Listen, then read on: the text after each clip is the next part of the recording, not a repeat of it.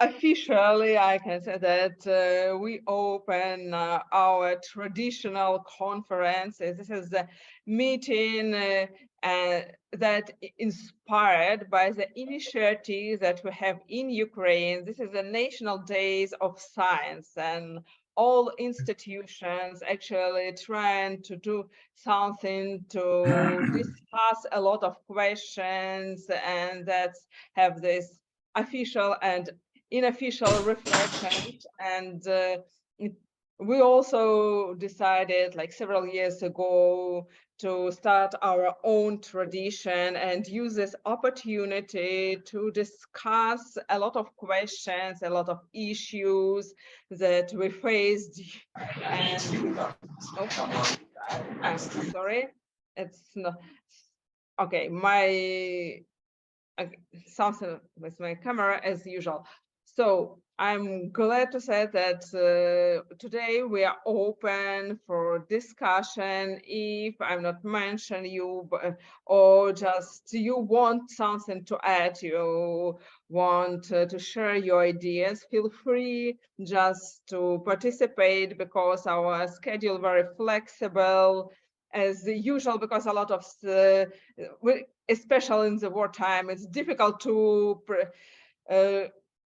plan at 100% clear who will join. So that's the open platform, our scientific open platform. And in the beginning, I think that I would like to give a word to our honorary professor of European policy and international management, Wolf Klintz. He's, I don't know,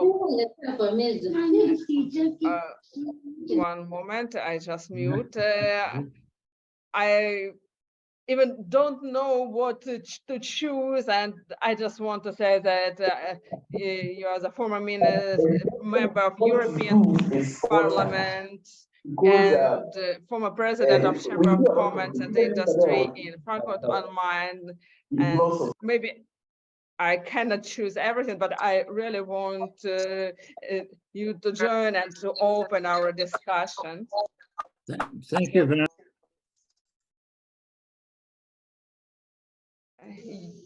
Wolf, you're muted.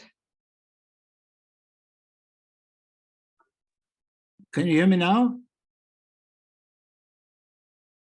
Can you hear me now? Yes, Wolf, we can hear you. Good. Yes. Okay, perfect. Thank you very much. So first of all, good afternoon, ladies and gentlemen, and congratulations to the organizers of this meeting. I think it's courageous to organize such a meeting in these critical times, but it's well justified since, as you just said, Ukraine is having a day of science today. I would like to share some observations of mine with this topic, and those observations may be right, they may be wrong, or they may be both right and wrong at the same time. But I just want to share them with you, and then we can have. I'm soliciting your reaction to it. I think the topic of today's discussion is science, innovation, entrepreneurship. And then, of course, it's quite a natural sequence when we talk about value creation. Normally, you start with scientific research. The scientific research produces some concrete results, and those results are the basis for innovative products and or services. And then it takes an entrepreneurial move, namely an active marketing and sales effort to really win customers for those innovative products. So it's a quite natural sequence. And when we look at economic and business history, we see that, in fact, this is the sequence which many successful companies have followed. Take General Electric, take Siemens.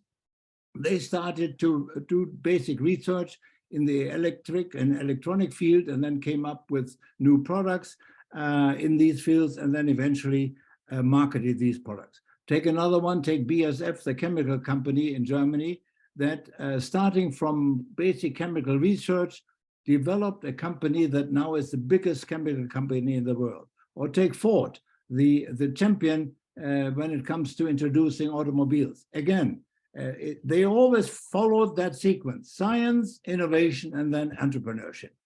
Now, not always has this sequence, however, been successful. I can think of one particular incident, for instance. There was a German fellow by the name of Ritzerfeld who was rather successful in developing the duplicating technology. He developed what was at the time called Spirit Duplicator, and which was sold in the USA under the name of Ditto machine, and the UK under the name of Banda machine. But it took another company named Xerox to really make this duplicating development, turn that into a success. And we all know that the Xerox duplicating or copying machine eventually was the most successful copying machine in the world. Or take another one. There's another German fellow that comes to my mind by the name of Konrad Zuse. He was a computer scientist. He built the first calculating or computing machine in wartime, 1941. And that was already based on binary numbers with a program element that could read the program from punch stripes. However, given the difficult times in 1941, of course, he had no chance to really, even though he was a gifted entrepreneur or developer rather, scientist, he had no chance to turn this machine into a world product. And it took others, particularly Americans, IBM, Hewlett-Packard and the like, that developed the computing industry. Now, Asian companies, in particular from Japan and South Korea, concentrated successfully on developing innovative products and services, building on research results that were not their own. They did not do the basic scientific research that allowed them to produce innovative products and services, which they then marketed, but they rather relied on scientific results that had been developed in the USA or in Europe in the beginning. Over time, of course, the Japanese, very much also like the Chinese, have developed scientific capabilities and now are also producing quite tangible scientific results. But in the beginning, they entered the value chain at step 2, namely at producing the products and services and then marketing them. And they were successful in doing so, even on a global basis, because they offered very high quality products and they offered them at rather attractive prices. Now we have already entered a new phase in this value creation chain. Science first, innovation, then entrepreneurship. We now have yet a different angle. We have, instead of scientific research-based search for customers, in other words, having the scientific research results, products, and then looking for customers, people or companies turn it around. They look at customer needs or potential needs and desires, and then they look around and say, well, which technology could we use to actually meet those demands? And those is the approach that particularly startups use. You know, they ask themselves, they identify a basic customer need that is currently not being met. And they ask themselves, well, how can we possibly meet that customer desire or demand? And an example is, for instance, a blockchain. Some people would like to transfer money in a completely anonymous way and rather quickly from 1 minute or 1 second to the other. So the industry or the startups realized that blockchain is the right technology to do that. And so this is the beginning of the usage of blockchain technology for the cryptocurrencies, you know, transfer. Or take another example, artificial intelligence. Here too, you know, startups do not develop artificial intelligence per se. They rely on what is already existing, but they use the artificial intelligence to meet potential customer demands. So in essence, I would say the value creation chain that started originally from the scientific research and then went through the innovative products and services through sales and marketing to the customers is now is in a way starting from the other end. They start at the recognized or identified customer needs or desires, and then goes backwards and asks itself, what is the technology I can use to meet those needs? Those are my observations. So you see a little bit this traditional value creation chain has now entered a phase where it is no longer 1, 2, 3, but rather 3, 1, 2. So much from my end. I can't hear anybody. Yeah, it's just yeah. How? Yeah. Yes, thank you. I would like you to comment on the importance of keeping the original innovator, the person with the vision involved. I'm thinking of Apple when Steve Jobs came and went. I'm thinking of Hewlett-Packard when Bill Hewlett and Dave Packard left and they'd had change in leadership, and how that affects a company, how important it is to have vision at the head. Right. Well, when you take the total sector of internet, etc., and also artificial intelligence, of course, the center of these developments for internet certainly is the USA. And the rest of the world, including Europe and also Asia, is having a hard time to catch up and let alone surpass. When it comes to artificial intelligence, I think the end game hasn't started yet. So there I still see also some chances for Europe and also for Asian companies. But you're right, there are always the visionaries that when they are at the helmet of a company, can really develop the course of action, the course of development, and that is very important.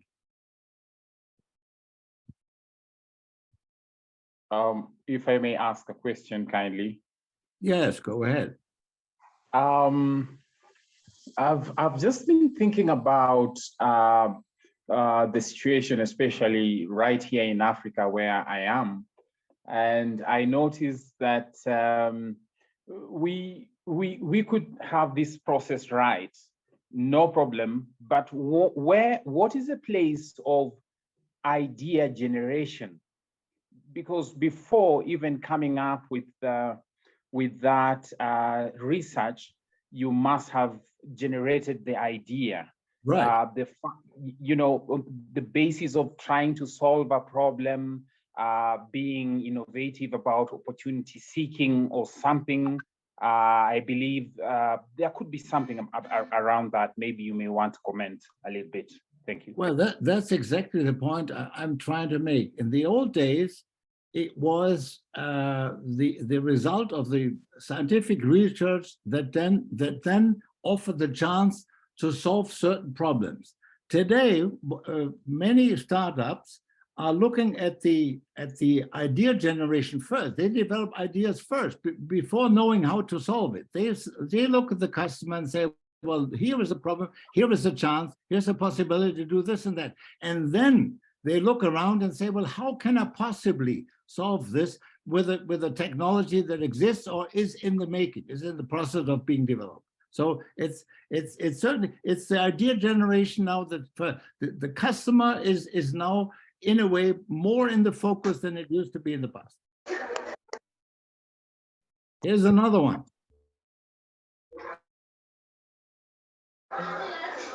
Thanks.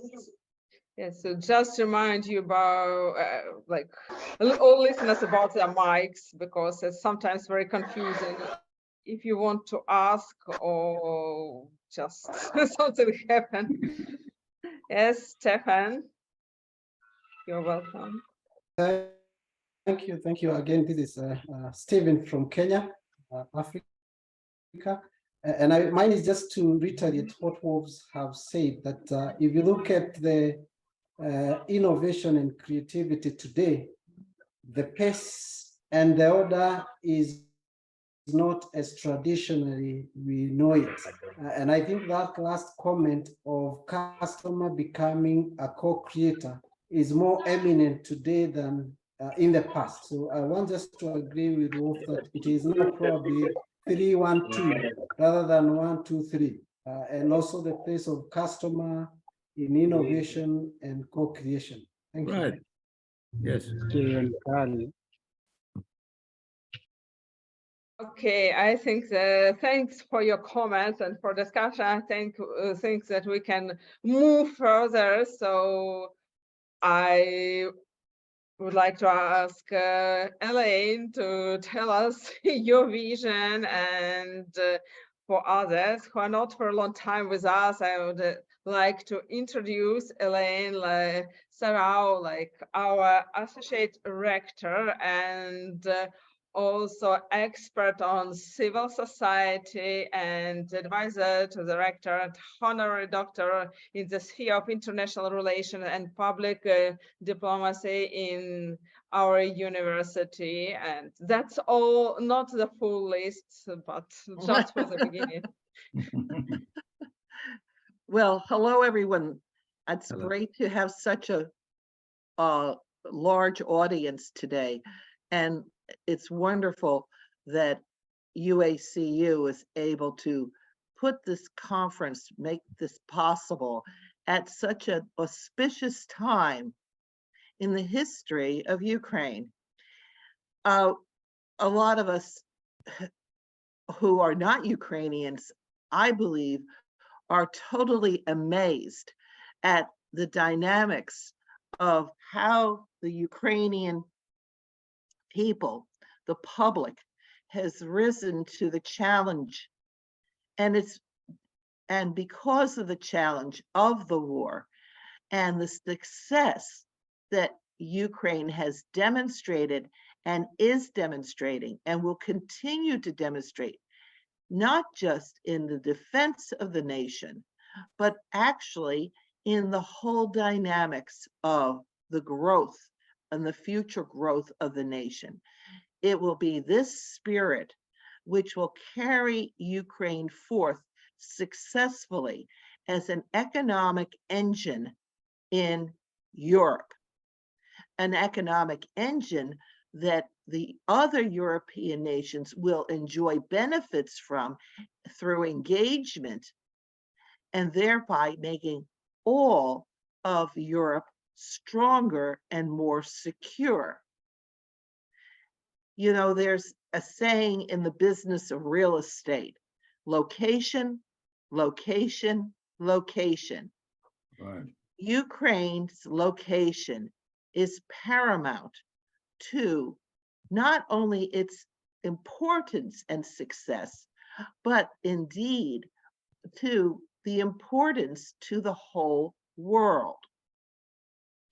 And the Ukrainian people have shown that not only can they rise to the occasion to the defense of their nation against what has been presented as a much larger force, but the reality is Ukraine has delivered day in and day out for the last almost 400 and almost 50 days now. This means that Ukraine, in doing this, in being able to stand its ground and now to push the invaders out of Ukraine, and it will take time, but it's simultaneously, we are going to be seeing the economic revival of Ukraine through every single facet of what Ukraine will need to become that economic engine, not only for the people of Ukraine, but also for the people of Europe and the rest of the world. We're all incredibly aware of the reality that Ukraine has played historically, being called the breadbasket of Europe, being called the breadbasket then of the world. Ukraine has historically provided better than a third of the grain to the world. this is incredibly important in terms of food security. Remember I said location, location, location. So while, of course, it's important for other nations to support and respect Ukraine's insistence and defense of its land, of its territory, the reality is it's in the self-interests of other nations and for the world, for making sure that Ukraine is sound and safe, and because of its location and because of food security to the world. Ukraine must succeed, and therefore the others, the other nations in supporting Ukraine understand this. Yes, they are supporting Ukraine because it's the right thing to do. But the reality is they must support Ukraine because of food security. They must support Ukraine so that the Black Sea, not just for Ukraine, but for all the other nations, have access. This is not just a little lake. This is the Black Sea. It's an important body of water, and therefore it's important to all of the nations involved. So, what must Ukraine now do?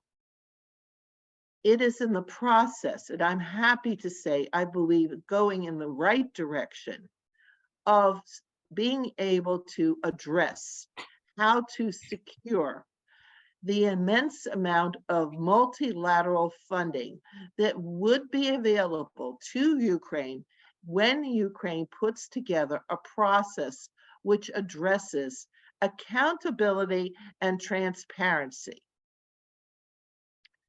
With that put into place, and that process is starting to be addressed now, and I'm glad to say I am part of that process in getting it sort of off the ground.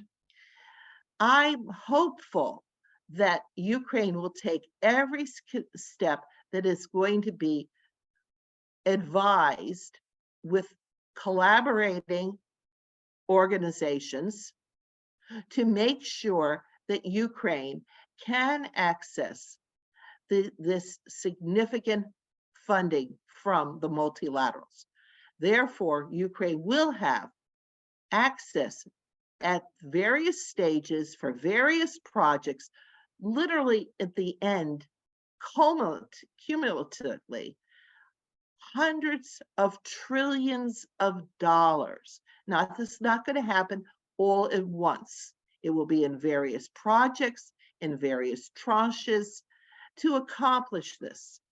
It'll be for every single conceivable societal sector, not just roads, not just planes, not just ports, not just buildings.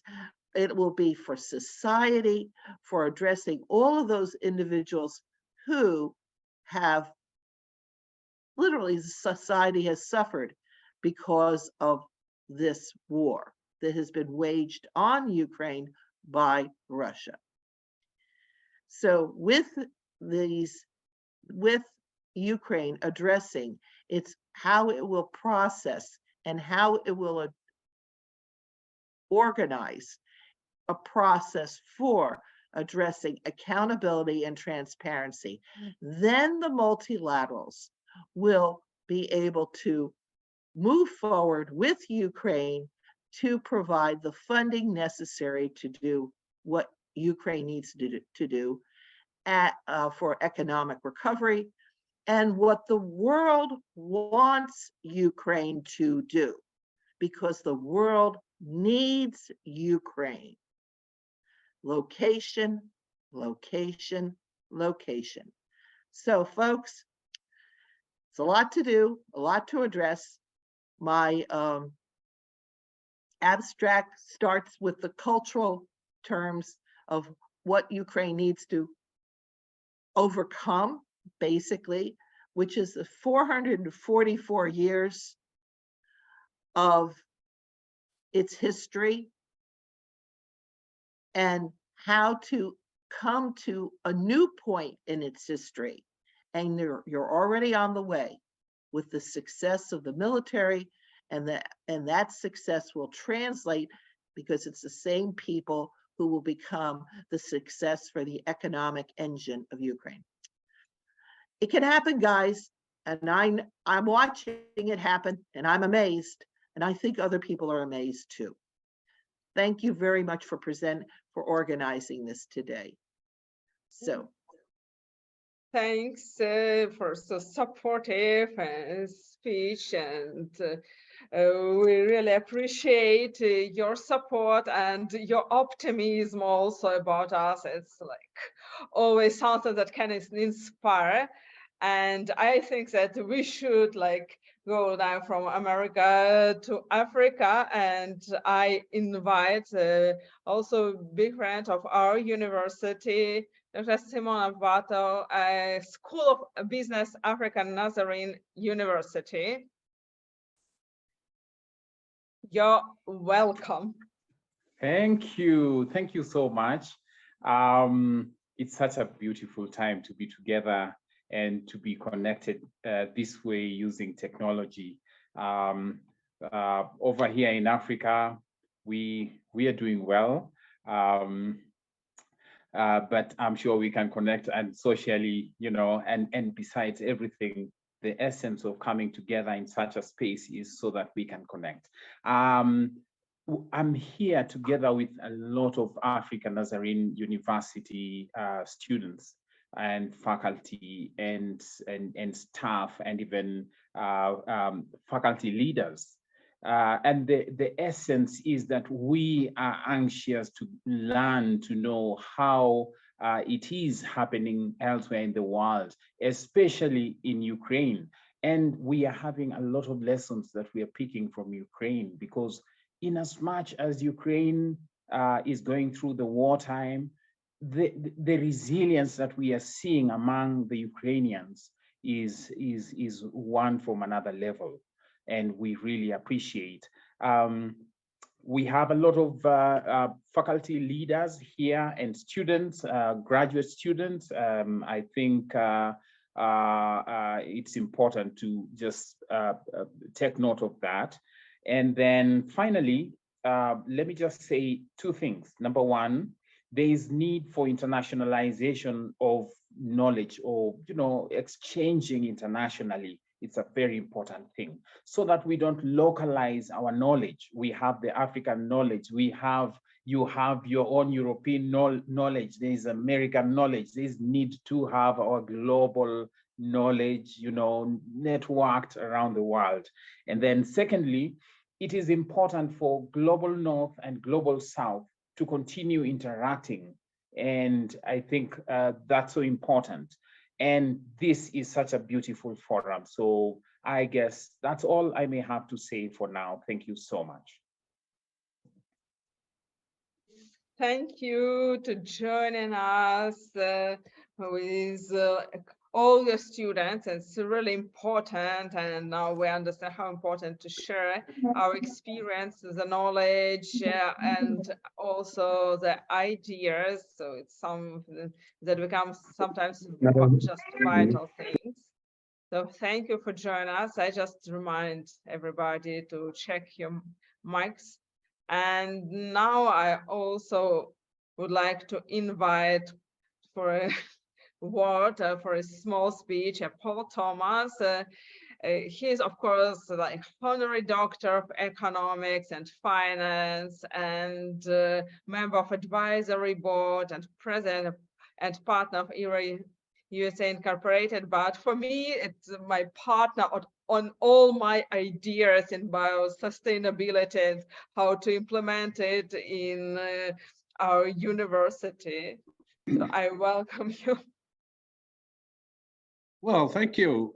Thank you, Lubov. I wasn't planning to speak today, but I'll take a couple of minutes. Science innovation, entrepreneurship. Obviously, our university focuses on that because we have a huge focus on sustainability. And since we're on the subject of Ukraine, what I've noticed during the time I've been back to Kiev is how much investment coming into Ukraine from multilateral agencies, a lot of funding coming from governments. I think South Korea just pledged, I don't know, 10 or 15 billion dollars. A lot of private companies. And the investment is coming here because Ukraine has established itself in areas of science and in innovation. A lot of people might not realize that Ukraine has a very advanced aerospace industry. And there's a lot of science and a lot of innovation that's in aerospace. Everybody's, I'm sure, aware of Ukraine's established reputation now globally in IT, but we're also seeing now a lot of investment, a lot of engagement in rebuilding the entire energy sector, not just because it's quite frankly old and it needs to be rebuilt, and not just because a lot of it's been destroyed, but Ukraine's got the science capabilities, they have the innovative capabilities, and Ukraine is perfectly positioned to be a leader in European renewable energy transformation. Like Elaine said, location. So Ukraine's been plugging in and normalizing all of its E as in electricity system. So it's become integrated with European systems for export and import of electricity. There are plans, very advanced plans, very economical plans, temporarily derailed by the war, to develop a hydrogen industry here, use the hydrogen to develop green steel. So I guess what the point of what I'm trying to say is, everybody wants to see Ukraine be compensated for the horrible damage that's been done to the country by Russia. Everybody wants to see Ukraine be a stable, democratic country with a vibrant economy, and that's all true. But the kind of investments that have been pledged, the kind of multilateral and national government funding that's been pledged, that's coming in here now, it's coming here because Ukraine, not out of sympathy, but it's coming here because Ukraine has an economic structure, very broad, very deep, very sophisticated, that can absorb these investments and that can become a leader in aerospace. Well, it's already, but expand its leadership position in aerospace. It's one of only 10 countries that's a signatory to space development, along with EU, Britain, US colonies on the moon and things like that. It's in a position to benefit and become a major renewable energy producer. And of course, its position in IT is expanding all the time. So science and innovation and entrepreneurship, this is what is going to drive Ukraine forward when these hostilities cease. And in fact, the optimism, the activity is already here. I'm involved in projects right now that you would think nobody would be interested in because of a war, but they're interested in them because they see the enormous wealth and income potential and that Ukraine represents for Europe and for the world. So it's a good day for Ukraine to celebrate science and innovation because it's got a proven record of being a leader in a lot of these areas. So I'll leave it at that.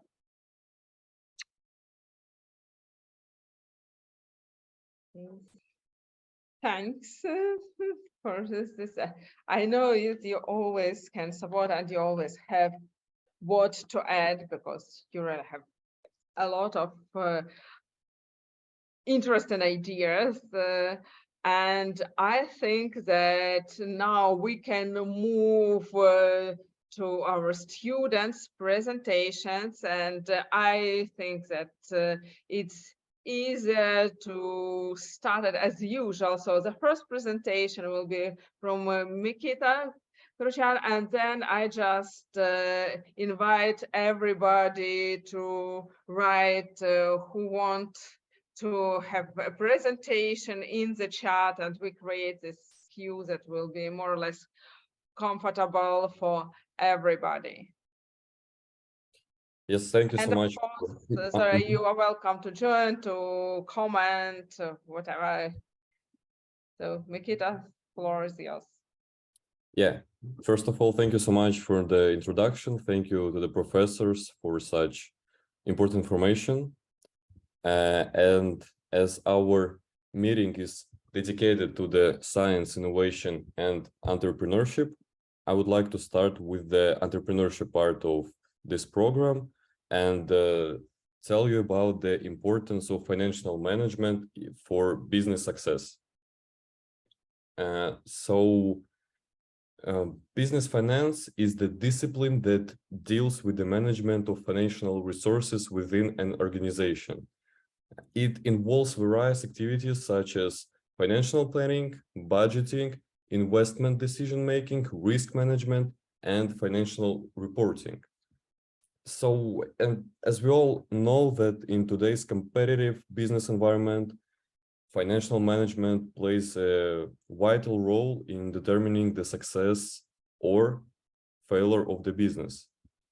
So one of the key reasons why financial management is crucial for business is that it helps businesses make informed decisions.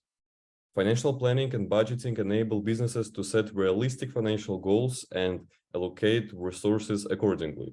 By conducting financial analysis, businesses can assess their current financial health and identify areas that need improvement. Financial management also involves forecasting and monitoring financial performance, which allows business to anticipate potential challenges and take proactive measures to address them. Informed financial decisions can help businesses optimize their financial resources, seize growth opportunities, and mitigate risks. Furthermore, effective financial management enables businesses to optimize their resources. It involves efficient management of working capital, which includes managing cash flow, inventory, and receivables. Proper cash flow management is crucial for businesses to meet their day-to-day operational expenses and obligations, as well as invest in growth initiatives. Then inventory management ensures that businesses have the right amount of inventory at the right time, minimizing costs associated with overstocking or stockouts. Then receivables management ensures timely collection of payments from customers, improving cash flow and reducing risk of bad debts. By optimizing these resources, businesses can enhance their profitability and sustainability in the long run. Finally, financial management is essential for businesses to achieve their financial objectives. As businesses typically have financial goals such as profitability, liquidity, solvency, and growth, financial management involves developing strategies and plans to achieve these objectives. For example, businesses can use financial analysis to identify areas that are not performing well, resources in a manner that aligns with their financial goals. Additionally, businesses can use financial reporting to track progress toward their financial objectives and make necessary adjustments. By achieving their financial objectives, businesses can enhance their financial performance, competitiveness, and sustainability. And let me tell you about examples of how this was implemented in how these financial approaches were implemented in the big business. And one of such companies is Nestle, which has implemented a financial management approach that focuses on cost control and efficiency. This has resulted in increased profitability for the company, improved productivity, and better resource allocation. Another company that has benefited from financial management approaches is Apple, which uses cash flow management techniques to optimize its performance and investment decisions. However, there are some limitations that businesses may face when attempting to implement financial management approaches. Some of these limitations include the high cost of implementation, for example, staff, yes, needed, resistance to change from employees, lack of expertise and knowledge, and lack of support from top management. Therefore, it's important for businesses to carefully assess their resources and capabilities before embarking on such initiatives. Thank you so much, guys, for listening. You may ask me any questions you'd like, and I will be happy to answer them. Yes, this is Wolf Klintz. If I may chip in, thank you very much for the rather exhaustive presentation of the financial management and its importance in running a business. There are two aspects that I think you should add to your presentation, because right now we are, at least in Western Europe, we are experiencing two phenomena that have a direct bearing on the financial management of a company. One is we have a rather high inflation rate. And the second is the interest rates are rising. After years of interest rates below 1%, all of a sudden we are between 4 and 5% again. And that, of course, does have a direct impact on a company's ability to plan successfully its financial resources. So you may want to add those two aspects to your presentation. Thank you. Thank you so much. Thank you for listening. As from my career perspective, I'm mostly about marketing. It was interesting for me to research some information about financial perspective. Yes, it's like, oh, it's always something that we can add. Thanks, Mikita, for your presentation, and also for comments, because sometimes when you work for a long time on one topic, it's just perfect time to present and to receive some feedback. So thanks. And I think that the next will be Mark. So if you're ready.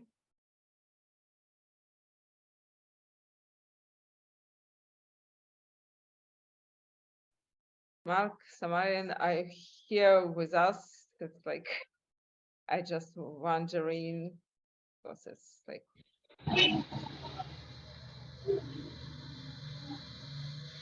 oh, okay.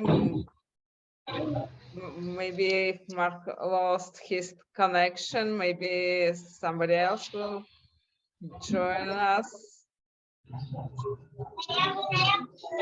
Oops.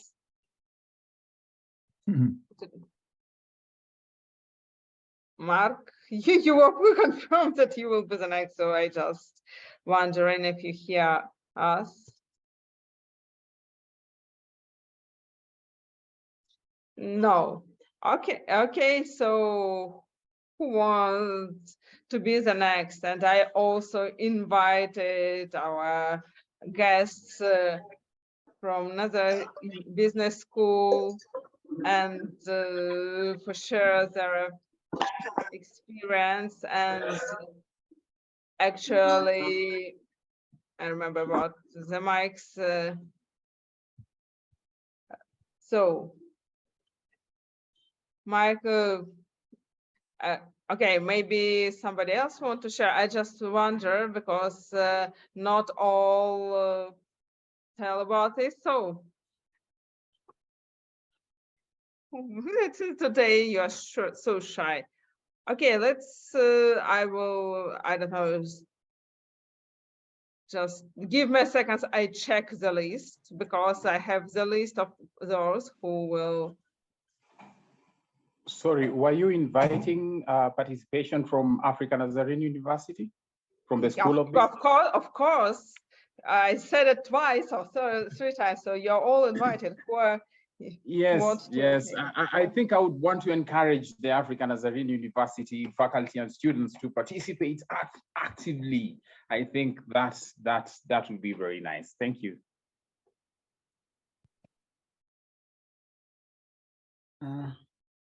Maybe, I don't know whether I can be able to present. I don't know whether I was scheduled to share, but I think it's a moment to share. Is that in order? Yeah. Please go ahead. All right. Yeah, you're welcome. Thank you. I'm looking at maybe just in the aspect of sharing, looking at the disruption that higher education in Kenya went through during COVID and how we have emerged. And I think this is an interesting one because I'm looking at Ukraine and I know you have, just before the world could heal from COVID, then you had the issue of war, and I know for you is a double tragedy. But basically, to say that higher, of course, we are aware that the COVID pandemic affected every organization, irrespective of the sector, and indeed irrespective of the country or the side of the world that you are in. And that, having said that, of course, higher education was not left behind. And in Kenya, the education was equally disrupted as in any other country. And we were not very prepared, I would say that. And this is not new, especially to quite a number of countries in terms of how they would proceed from when pandemic hit. And in Kenya, just before COVID, the education system was very stable amid the changes that, especially in our country, that the government was making in terms of the curricula. We are in the verge of moving to competence-based curricula, which is at the initial implementation stage. And we are hoping by 2029, the university will be receiving students who are coming from the system. So that was the main thing that was happening. However, then the COVID hit, and that is the distribution of the university. We have about over 70 universities, and almost half being the public, meaning mainly those who are funded by the government. And then we have about 35 which are private. And these are mostly church-based and sponsored. The other thing, of course, before COVID is that a number of universities never prioritized investment in technology. And that is why they were hard hit when COVID came, because they were not prepared for that aspect. When COVID hit, of course, the university had to think quickly, and of those that were able to have a smooth transition, and I'll say smooth in quotes, because I don't think there is any organization that had a transition, because this was not foreseen.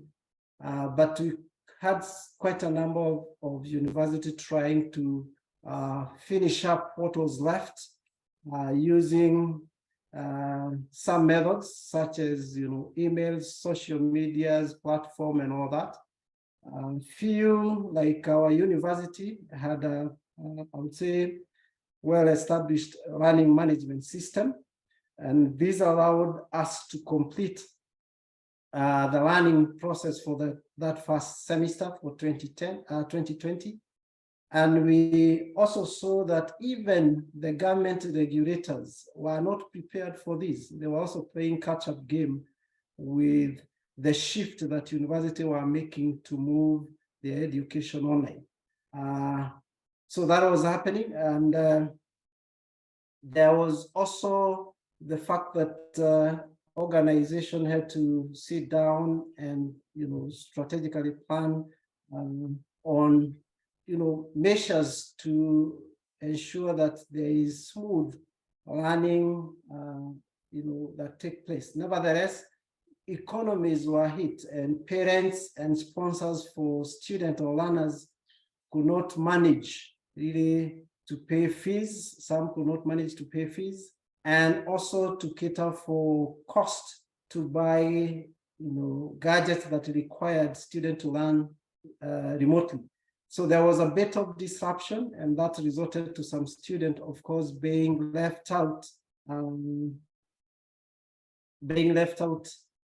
in maybe for a semester or two, because most of the Kenyan learners, and this may also be replicated in Africa, is that we have quite a number of areas where internet access was a challenge, power access was a challenge, and basically also the gadgets accessibility and possession was also in question. However, this is one of the things that probably, if you look at it now, has changed.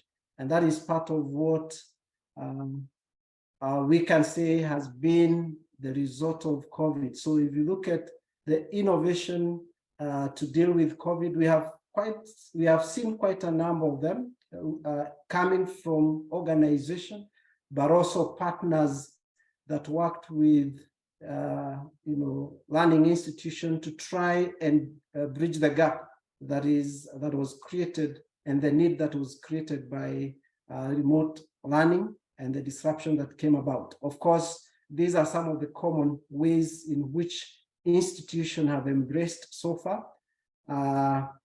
Social media platform, we had video conferencing that were not common, Google Classroom, and also the likes of Zoom, of course, among others.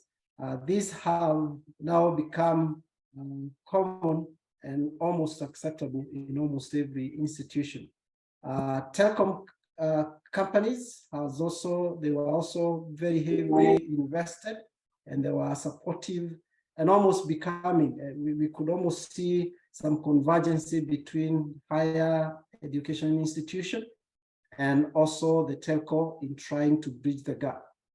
So that is part of what was coming out. Looking back, we can say that most higher learning institutions, and not just higher learning institutions, but even at the lower level, we have seen lot of acceptance of technology and adoption of the same in how learning is done, even when, of course, we've gone back to campus or the physical mode. And there is also, we can also see there is heavy infrastructure development in terms of technology, but also anything else that is supporting remote learning.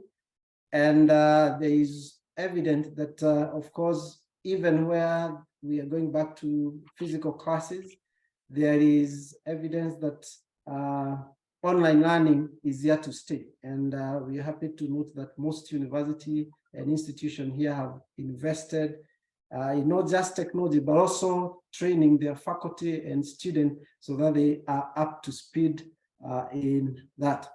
So the other thing we have also seen is that, of course, this was a very rapid change, but we have seen organization institutionalizing some of the strategies or some of the innovations or solutions that came about during this pandemic. So this is probably just a snapshot of higher education and what happened, during COVID, and probably where we are and moving forward. So thank you for your time. Over to you. Thank you. Thank you. And like, according to Ukraine, this experiences we also have during the COVID, we have the pretty same experience, at least in the sphere of higher education. It's really helped us afterwards because we were prepared to this distance learning in many ways. So it's now something that like in the beginning of pandemic was something innovative now becomes just a normal life. Yes, Stephen, thank you very much for your presentation. What we've witnessed with COVID is it has provided under unusual circumstances, a great equalizer, global equalizer, where every single communications and educational platforms are now essentially on the same level. And it allows for communications and presentation of that information, as you have done, which is before, while we did have the internet, well, indeed it was useful, it was never driven the way it was driven by the pandemic. So thank you for presenting what you did. Thank you. Thank you. So we come back to the mark. So do you have connection now? It's like, oh, you lost it again. Perfect. Hi to everyone. I'm glad to see you. Thank you for invite. Today I want to talk about artificial intelligence and sustainable development, its opportunities or threat. Let's start from decision. Artificial intelligence is a complex of related systems and technologies that are developing quietly and rapidly penetrating into various areas of human activity, like stock market, marketing, data mining, financial and credit risk management, medicine, music, and publishing. And according to statistical data, the global AI market is expected to reach 118 billion by 2025. Moreover, with a high degree of profitability. It can be argued that this trend will dominate in the next few years. And more than half of this increase will come from increased labor productivity. And in the rest from increased consumer demand. For example, China plus 26% of GDP growth in 2013. North America is the biggest economic beneficiaries of AI, like plus 14.5%. And however, today the US productivity growth rate will exceed that of China due to higher levels of automation and redline of artificial intelligence. And in developing countries like Latin America, Africa, the pace of artificial intelligence penetration will be more modest. It's less than 6%. And due to less intensive penetration of IT in general. Today artificial intelligence is used in many areas of our life. The business industry has seen the benefits for itself, and it's adapting for artificial intelligence.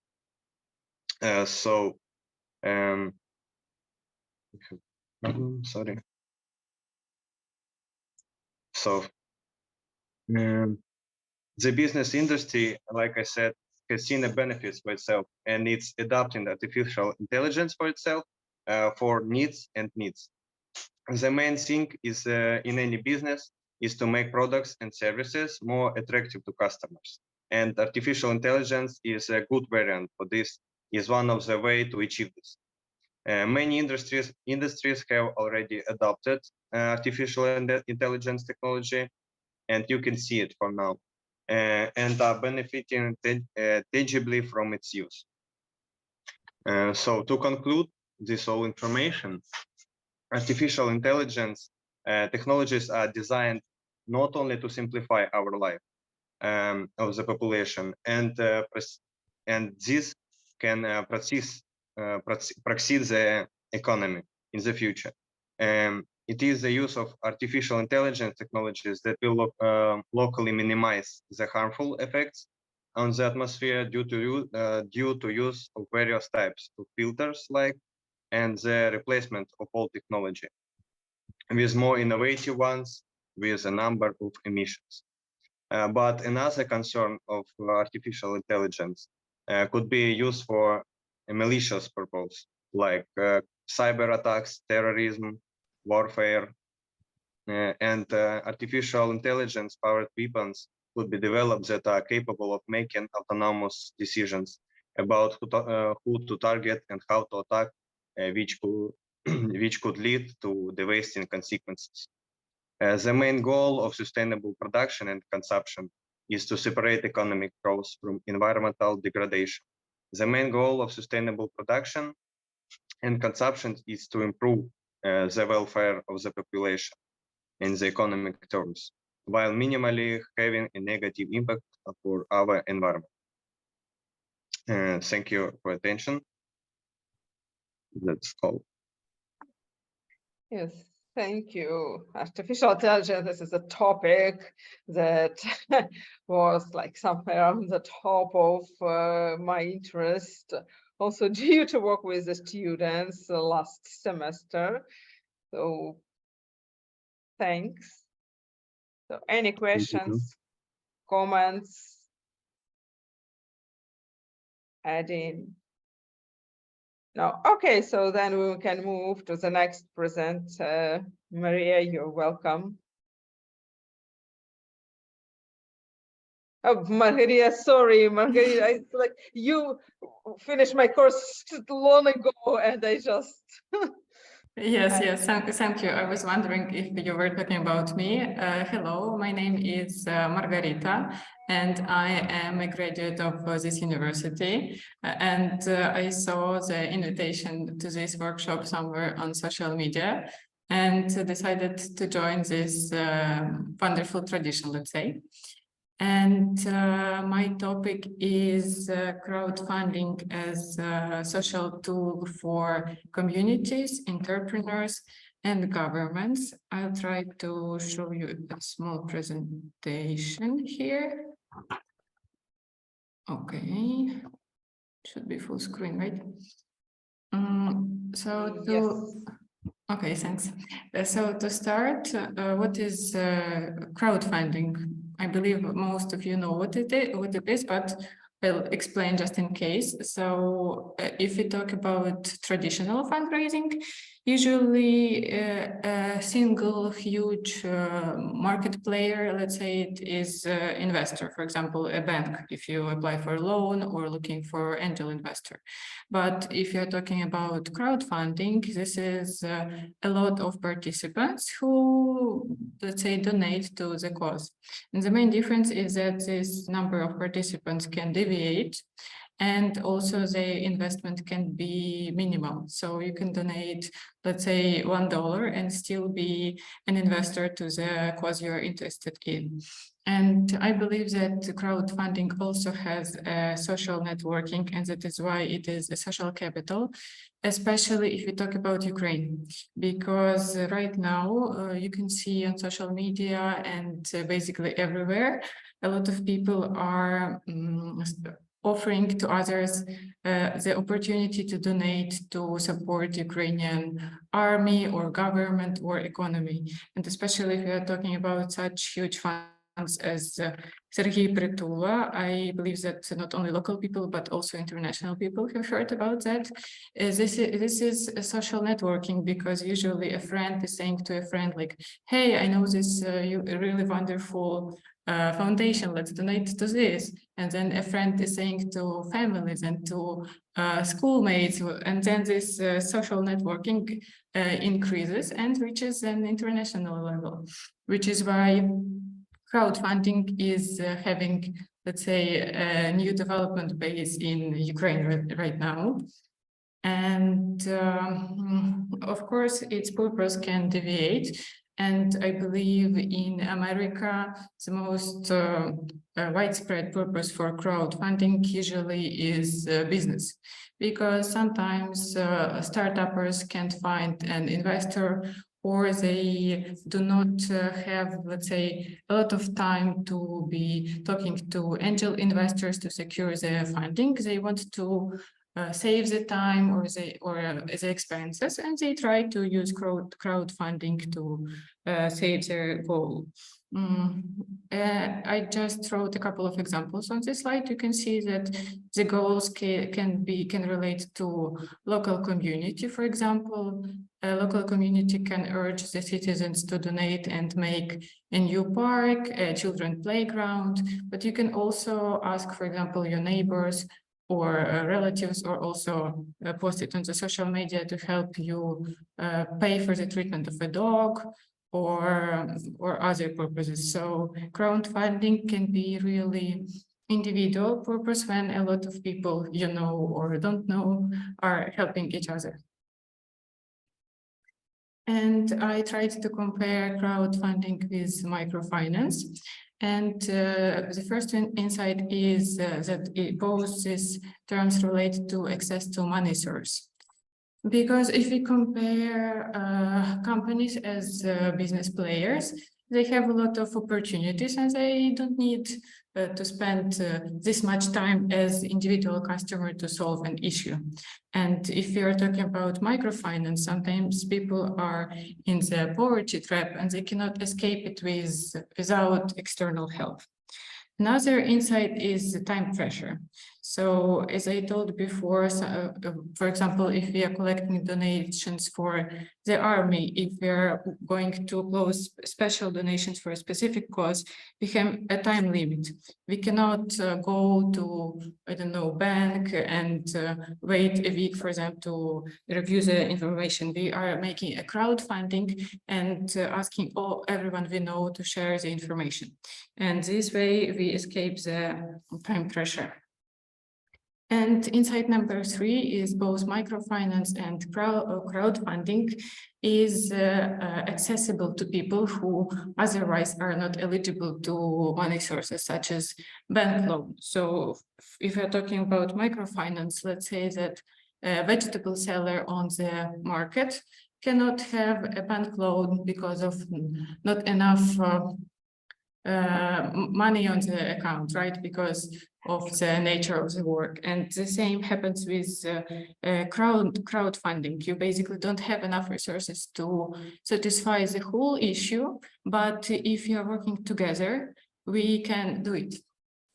And just to conclude, the crowdfunding for the future users can be supported by the governments, because in its core, it is a sustainable investment, because we can see, for example, the number of donations and the size of it. And basically, crowdfunding is like taxes, but voluntarily, because you donate the amount you want to the cause you want, and you can follow the development of this cause. So some crowdfunding websites show, for example, how much of the goal, yes, how much of the money is collected and what is the purpose. And they show, for example, here is what we bought, here is we deliver it, and here what we do, right? So people can actually see the results and feel invested in their purpose, not only financially, but also internally, let's say. So it would be really great to see for the future the governmental support of crowdfunding, and it can even lead to international projects, including the environmental ones and sustainable ones. And that is all from me today. Thank you for attention.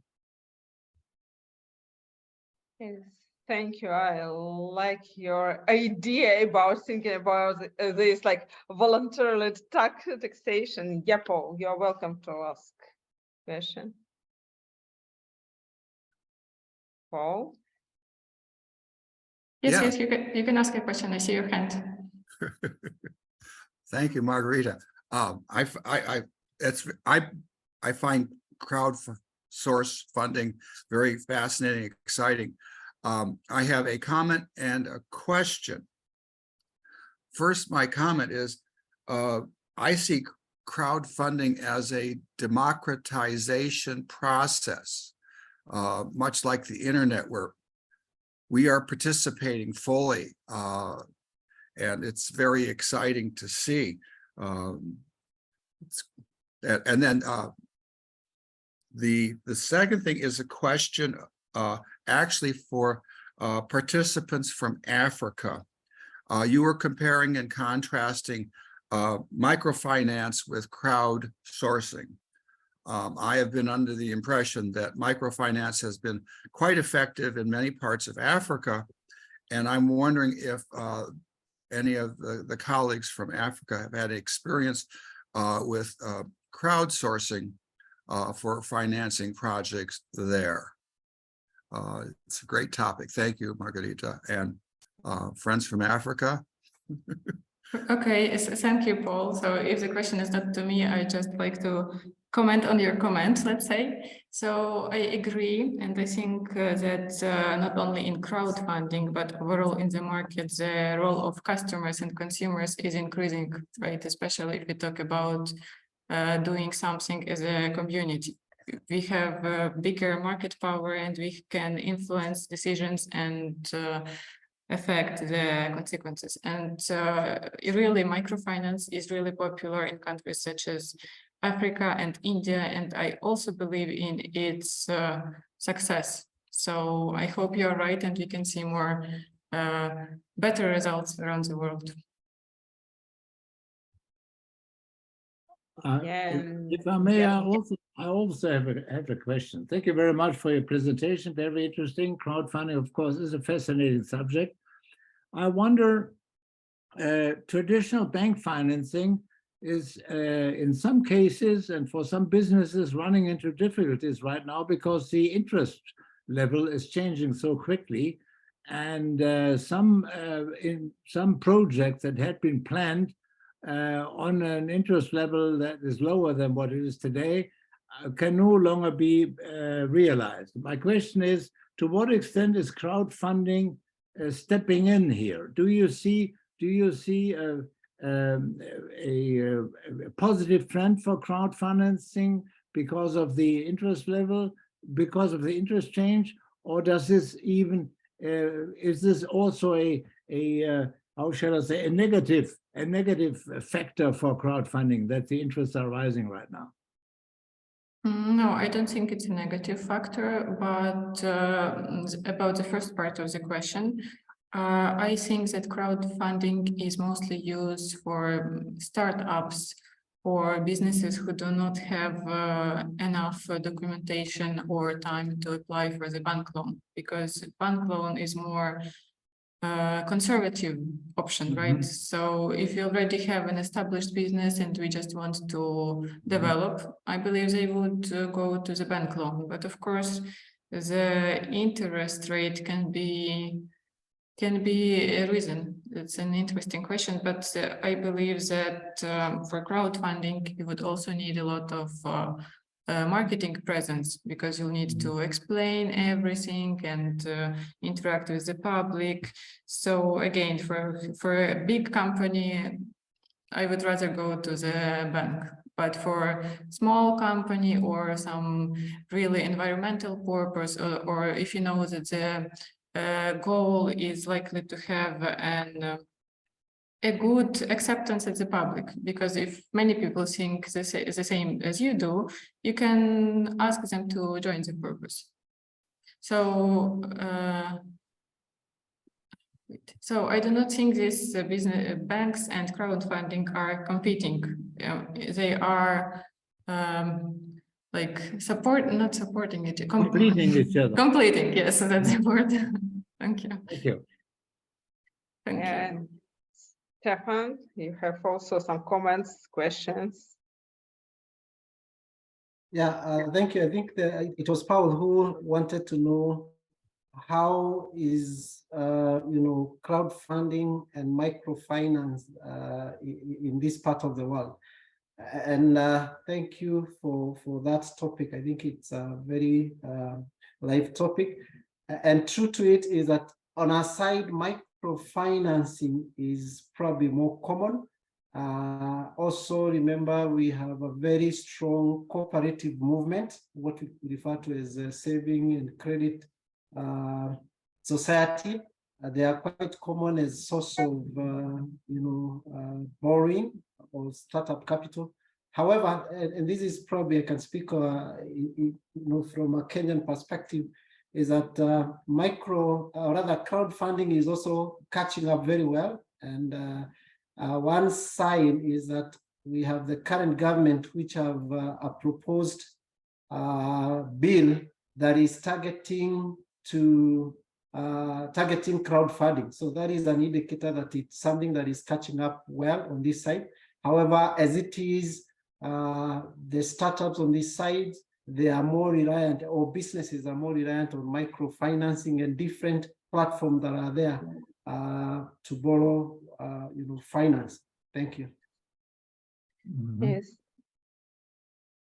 Thanks for your presentation. And okay, so the next I would like to invite Anastasia. That's the sense that I'm not always changing the name of my students. You're welcome. Hello, thank you everyone for participating and for opportunity to speak. I don't have a presentation. I would like just to share a few thoughts of my work experience. Currently, I'm working at a startup that is focused on rebuilding of Ukraine after the war, and we understand that we should act already now. If we wait until the end of the war, it's too late. So we already start to think how we can do that. And our main idea is that the process should start not from the top to the bottom, but from the bottom to the top. That's why we work with local municipalities to help them establish projects and understand what they can do.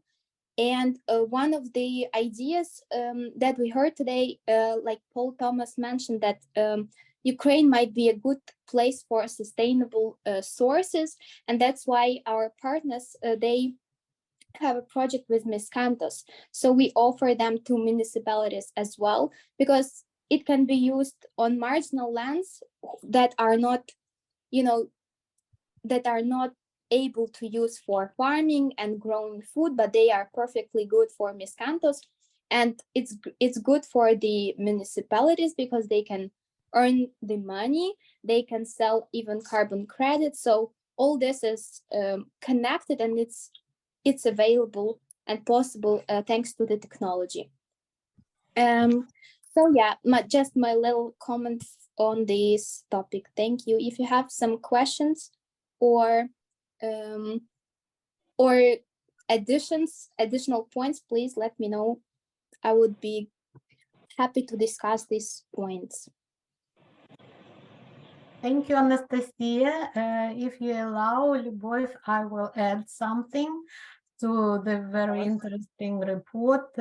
Well, we at the university know a lot about this project, the startup, in which a lot of our students are working, and they're doing just very impressive and very important things on the whole country level and world level, I would say.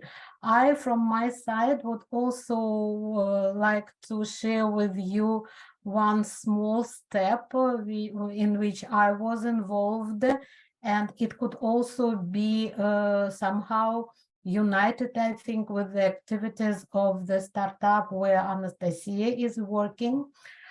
So we have initiated, not we, but the mayor of one small town in Germany, which is called Kleinwinterheim, situated in Rhineland-Pfalz land. The mayor of this small city, like 5,000-6,000 inhabitants, Frau Ute Granold, initiated the partnership with a town from Ukraine, And with the help of Association of Small Cities of Ukraine, it's called Association of Towns of Ukraine, where the president of association is Mr. Pavlo Kozyrev, who's taught at our university. He also was a mayor of one of the small city of Ukraine for a long time. So this association was very happy to get this invitation from the mayor of Germany, and they recommended for the partnership a small community consisting of like 5 villages in Odessa region, which is called Mayaki. If we translate it into English, it's like lighthouses, because it's situated close to the Black Sea, not on the Black Sea, but very close to it. And so this cooperation has been initiated and confirmed by both sides. And even more, one small town from France called Mouzon is also joining this partnership. So I think that together we can find more towns and cities in Ukraine, Germany, and other countries of Europe, United States to work together to help on this stage to help Ukraine, because Ukraine really needs this help in all spheres. And then I'm sure that there will be feedback, and maybe even now from Ukraine, at some levels of development, and this cooperation can be great. So thank you for attention. Also, just not to say anything in the end, I would like to thank all of the participants who are today with us from the United States, from Germany, from African countries, Kenya, and other countries, so Poland, China. So thank you so much for being with us today, for sharing your views and your experience. And it's very important now for Ukraine, because all of you can't even understand how much you give to all of us, to our students. Especially very pleasant to see our graduates today. You are always welcome to all of our events. So thanks to all of you again. And Lyubov, sorry, you may continue. Okay, thank you. I just want to add to this discussion that actually that's the war. It was, of course, it's still very difficult, and we're still fighting, but this idea that we need to do something right now, it's really very popular now. It's not even popular, it's vital. And a lot of people in Ukraine on different levels, they just started to rethinking what they can do. And now, for example, a lot of businessmen, businesswomen who moved to different countries, they started to think how to open their businesses in these new for them countries, and how to connect this business with their previous experience. So it's like another stage of cooperation between Ukraine and mostly Europe for now. And another point, it's the big program in which I also participated, that the representatives of local communities, they understand that they need these resources, including finance resources, for rebuilding. And for that, they now realize that they don't have enough knowledge how to manage this project. So that's why there are a lot of projects, and one of them I also participated. We teach people how to find the project, and what is more important, how to manage this project, how to prioritize all their problems and choose the most essential ones. So it's something that changes us, and that's why this different experiences also from different countries is extremely helpful. And I also, so that's all like participants for today from Ukrainian part who was announced, and so I invited our African partners to participate and share their ideas if they have any. Excuse me, may I repeat the next one? My name is Daniil. I'm Daniil, from yeah, ACU.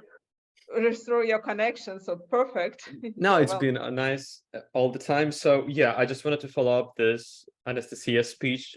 I think it Okay. fits perfectly. Like she mentioned that she works on her like startup.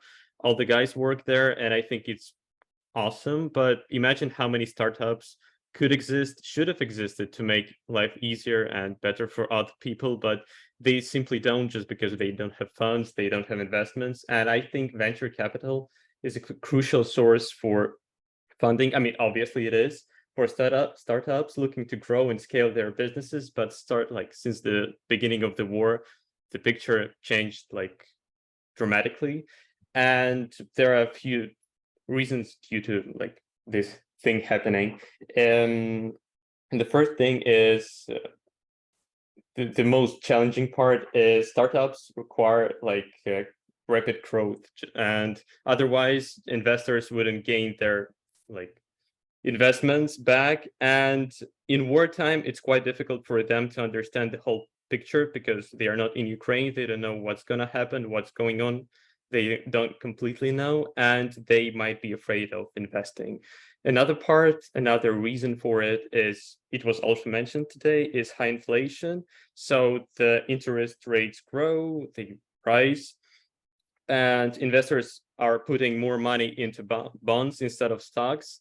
And it means that less capital will go into the private market, making it impossible for some important startups exist. That's pretty much it. So I think that Jerome Powell should, I mean, he's reasonable, but yeah, there should be some better steps. And I hope that in the future, in the nearest future, there will be more startups in Ukraine, more startups that will help and make our life better. That's pretty much it. Thank you so much. Very good. thank you. So I think that today we have like a pretty new format of our conference, more like discussion, and I think it's just very good because it possibility to more people join and express their thoughts. So if somebody wants to add something else, sorry, it's a Friday night and a little bit tired also.